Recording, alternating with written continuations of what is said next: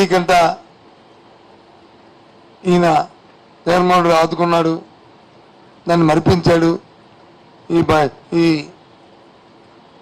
బాబు 10 కాలాల పాటు ఉండాలా జగన్మోహన్ రెడ్డి గారు, ఉంటేనే న్యాయం జరుగుతుందని వాళ్ళందరూ కూడా పెద్ద ఎత్తున వచ్చారు. తెలుగుదేశం పార్టీ ఎన్నో కుతంత్రాలు పండింది, ఎన్నో కుయుక్తులు చేసింది, ఎన్నో అబద్ధాలు చెప్పింది, ఎన్నో మోసాలు చేసింది. 1 కాదు 2 కాదు. సడన్ గా మధ్యలో ల్యాండ్ యాక్ట్ తీసుకొచ్చింది, లేని చట్టాన్ని తీసుకొచ్చి రైతులను మొప్పెడదామని చూస్తుంది. కానీ రైతు ఎక్కడ కూడా చెక్ చదవలే. సంక్షేమం ఆపడానికి ప్రయత్నం చేసి వాళ్ళని తిరిగి మళ్ళీ మేమే దాంట్లో అకౌంట్లో డబ్బులు లేవని చెప్పి మోసం చేయడం ప్రయత్నం చేసింది. అయినా మోసాలు తెలిసరికి నిజాలు తెలుసు, అందుకే చేశారు. అందుకు రాజకీయాల్లో, ప్రజా జీవితాల్లో నిజాయితీ ముఖ్యం, చెప్పింది చేయడం అనేది ముఖ్యం. ఓ బ్రాండ్ మాట తప్పుడు మనం తిప్పరని, అది స్వర్గీయ రాజశేఖర గారికి ఉంది, మళ్ళీ జగన్మోహన్ రెడ్డికి వచ్చింది ఆ వారసత్వం. అదే రీతిలో ప్రధానులు కూడా వచ్చారు.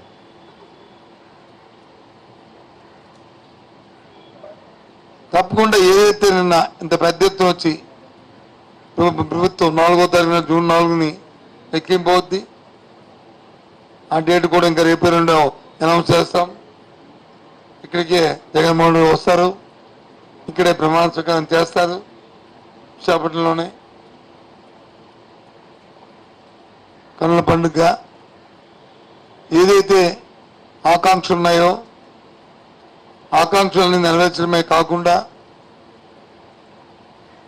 ఏవైతే ప్రభుత్వంలో రిఫార్మ్స్ ఉన్నాయో దాన్ని కొనసాగిస్తూ అటు విద్యలో కానీ వైద్యంలో కానీ దాంతోపాటు అభివృద్ధి కార్యక్రమాలని ముఖ్యంగా విశాఖ విజన్ ఏదైతే ఉందో విజన్ అచీవ్ చేస్తూ ఉద్యోగ అవకాశాలు ఇస్తూ జూన్ 4 నుంచి ఆ ప్రక్రియ ప్రారంభమవుతుంది. ముఖ్యంగా ఇందులో పాల్గొన్న ఈ ఎన్నికల్లో ఎన్నో ఒడిదుడుకులు పాల్గొని ఎన్నో ఇబ్బందులకు ఓర్చి ఎన్నో మాయ మాటలకి లొంగకుండా ప్రలోభాల్లో లొంగకుండా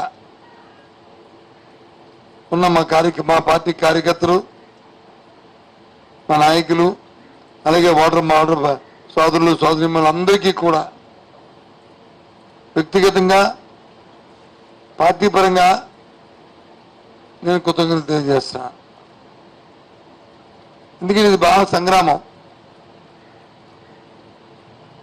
ఎన్ని కుయుక్తులు పన్నాలో దాని అన్ని కుయుక్తులు అన్ని ఏదో చెప్తాం కదా, సామధానం బాధ దండోపాయం అన్ని ఉపయోగించారు.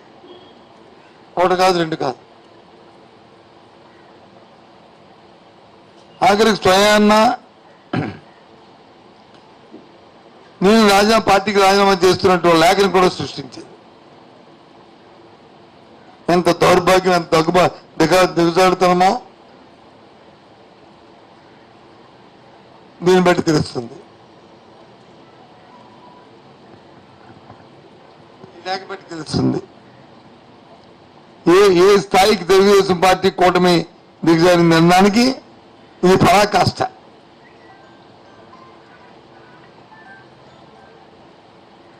ఇది ఒక మచ్చుతుంది ఇలాంటివి. ఇది ఒక చిన్న విషయం. అంటే ఏదైనా ఏదో విధంగా